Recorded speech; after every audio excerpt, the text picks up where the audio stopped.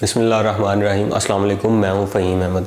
سب سے پہلے تو یہ ویڈیو شروع کرتے ساتھ ہی پہلے میں آپ کو بتا دوں کہ اگر تو آپ عادی ہیں ایسے ویلاگز یا ویڈیو دیکھنے کے جس میں آپ کو حقائق سے زیادہ آپ کی خواہشات بتائی جاتی ہیں یا وہ تجزیہ بتایا جاتا ہے جو آپ کے کانوں کو سننے کو اچھا لگے یا آنکھوں کو دیکھنے کو اچھا لگے، یا پھر آپ کو ایک خاص سیاسی سوچ یا خاص سیاسی لیڈر کسی بھی لیڈر کے بارے میں بتائی جاتی ہے، تو یا آپ اپنا ٹائم ضائع کر رہے ہیں، کیونکہ میری یہ کوشش ہوگی کہ وہ حقائق کے بنیاد پر جو آبجیکٹیو انالیسس ہے، جو میری رائے ہے جس سے آپ اختلاف بھی کر سکتے ہیں، وہ بتاؤں. اس وقت مجھ سمیت جو تمام پاکستانی ہیں وہ پریشانی اس وجہ سے ہیں. ظاہر اکنامک کرائسس ہے، لیکن اکنامک کرائسس کی جو وجہ ہے وہ ہے پولیٹیکل کرائسس، اور یہ جو سیاسی کشمکش جاری ہے جو اسٹیبلشمنٹ کے تک بھی پہنچی ہوئی ہے، ججز میں تک بھی پہنچی ہوئی ہے، عدلیہ میں زیر بحث ہے، پارلیمنٹ تو خیر اب غیر فعال ہو چکی ہوئی ہے، اور ہر طرح ہر سیکٹر کو اس نے اپنے لپیٹ میں لیا ہوا ہے، ہر ڈپارٹمنٹ کو، ہر ادارے کو. اس کے بارے میں بھی پریشان ہوں، آپ بھی پریشان ہیں.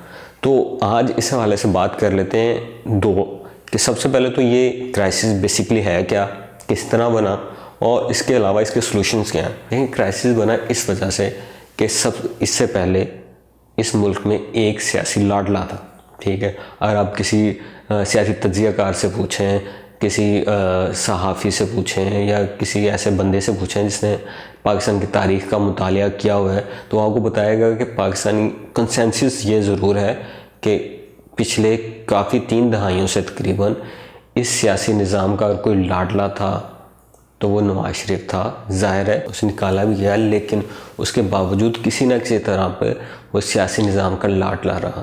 لیکن جو اصل مسئلہ شروع ہوا جب 2011 12 13 کے بعد اس نظام نے ایک اور لاڈلا بنانا شروع کیا، جسے ہمارے اسٹیبلشمنٹ کے طاقتور حلقوں کی حمایت حاصل تھی. ٹھیک ہے، وہ جو لاڈلا تھا وہ تیار ہو گیا 2016-17 میں، اور 2018 میں اس کو طاقت بھی دے دی گئی، اس کو پرائم منسٹر بھی بنے، کچھ عوامی سپورٹ بھی ان کے ساتھ تھی، کچھ دیگر حلقوں کی سپورٹ بھی ان کے ساتھ تھی.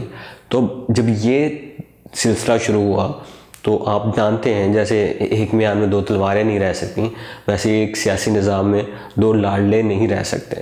تو ہو یہ رہا ہے کہ 2017 میں نواز شریف صاحب کو الگ کیا گیا. ٹھیک ہے، لیکن ان کی ظاہر باقیات تھیں نظام میں، تو انہوں نے جو انہیں نکلوانے میں اور ملک سے باہر لے جانے میں کامیاب ہو گئیں. اس کے بعد عمران خان صاحب کو نکالا گیا، لیکن ظاہر ہے عمران خان صاحب کی بھی سپورٹ ہے، وہ لاڈلا تو ہے نا، تو دونوں کی آپس کی چپکلش یہ جاری ہوئی ہے. آپ دیکھیں ڈویژن اس حد تک بڑھ گئی ہوئی ہے کہ واضح طور پہ یہ ایک نہ ایک طرح سے نظر آ رہا ہوتا ہے کہ جیسے انہوں نے یہ کہا ہوا ہے کہ اچھا جی یہ ججز میرے ہیں، یہ ججز تیرے ہیں، اسٹیبلشمنٹ کے جنرلز میرے ہیں، یہ جنرلز تیرے ہیں. ٹھیک ہے، اچھا جی صحافی برادری میں یہ صحافی میرے ہیں، یہ صحافی تیرے ہیں، بیوروکریسی کا یہ حصہ میرا ہے، یہ بھی حصہ تیرا ہے. تو اس ساری کی وجہ سے نقصان کیا ہو رہا ہے؟ نقصان یہ ہو رہا ہے ایک تو پاکستان کی جو سوسائٹی ہے وہ بری طرح تقسیم کا شکار ہے. اس کے علاوہ ان اداروں میں بھی تقسیم کا تاثر بڑھ رہا ہے جن کے بارے میں کبھی سوچا نہیں جا سکتا تھا کہ یہ ایسا بھی ہو سکتا ہے ان کے درمیان. اس سے بھی زیادہ نقصان یہ ہو رہا ہے کہ بطور ریاست پاکستان کا جو نظام ہے وہ منجمد ہے، وہ چل نہیں پا رہا، وہ رکا ہوا ہے. اور یہ دونوں اس حد تک ضدی ہیں کہ دونوں برداشت کرنے کو تیار نہیں ہیں کہ میں کسی دوسرے کو اقتدار میں دیکھ لوں.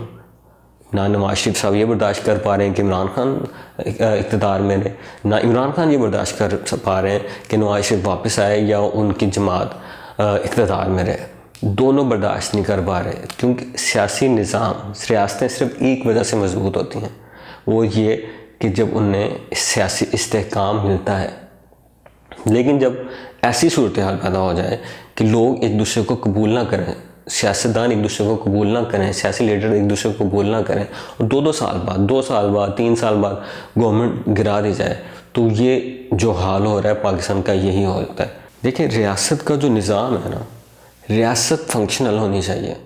اگر ریاست فنکشنل نہیں ہے نا، اور ریاست اگر سیاسی جماعتیں ڈیوائیڈ ہو چلتا ہے، عوام کی رائے ڈیوائیڈڈ ہو چلتا ہے، لیکن ریاستی ڈھانچہ ڈیوائیڈ ہو جائے نا، جیسے میں نے پہلے کہا کہ ڈویژن آ گئی ہے، یہ ججز میرے، یہ ججز تیرے، یہ اسٹیبلشمنٹ کا حصہ میرا، یہ اسٹیبلشمنٹ کا حصہ تیرا، بیوروکریسی میری کی تیری، اس طرح ڈویژن آ جائے نا تو پھر ریاستوں کا چلنا بہت مشکل ہو جاتا ہے، اداروں کو چلنا بہت مشکل ہو جاتا ہے.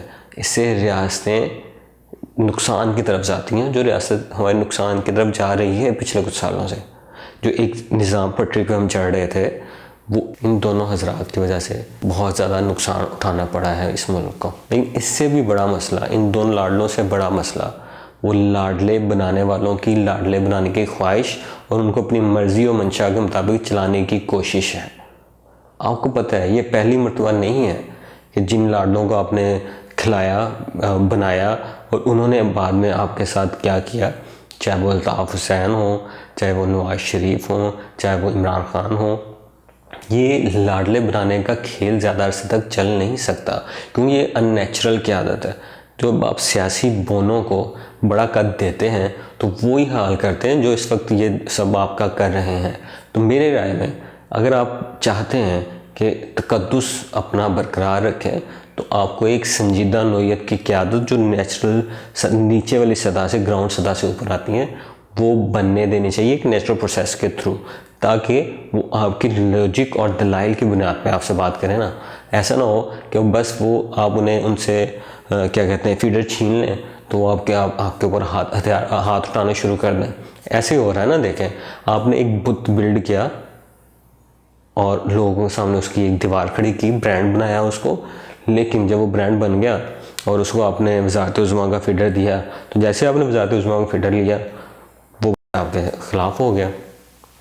صرف وہی نہیں ہوا، جو آپ نے جن بچوں کے سامنے اس کو ایک بت بنایا تھا وہ بچے اس کے ساتھ ہیں. اور اب جو لڑائی ہے وہ اس طرح تقسیم ہو گئی ہے کہ جو ریاست کے بڑے ہیں وہ بڑے لاڈلے نواز شریف کے ساتھ ہیں، جو ریاست کے چھوٹے ہیں جن کو یہ سبق پڑھایا گیا ہے کہ یہ نجات دہندہ ہے، یہی سب کچھ ہے، وہ چھوٹے لاڈلے عمران خان کے ساتھ ہیں. اور یہ سارے آپس میں لڑ رہے ہیں اور نقصان ہو رہا ہے ریاست کا، جو کسی بھی صورت میں ریاست کے لیے ٹھیک نہیں ہے. تو اس کا حل کیا ہے؟ حل یہ ہے کہ نیچرل قیادت آنے دیں. یہ جو نیچرل پروسیس ہے نا قیادت بننے کا، اس کو کرنے دیں. عام لوگوں سے نچلی سطح پہ قیادت آنے دیں اور خود لیڈرشپ بنانے کے بجائے یہ نیچرل پروسیس کے تھرو لیڈرشپ کو آنے دیں، تاکہ وہ قیادت آئے جو آپ کی بات منطق سے سنیں اور آپ کی بات کا جواب منطق سے دیں، نہ کہ اس وجہ سے دیں کہ آپ نے اسے فیڈر چھین لیا.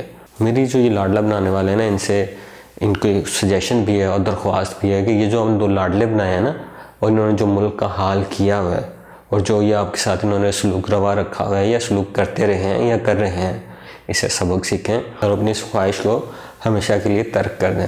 اور میری عام پاکستانیوں سے بھی درخواست ہے، آپ اپنی اصل قیادت کو پہچانیں.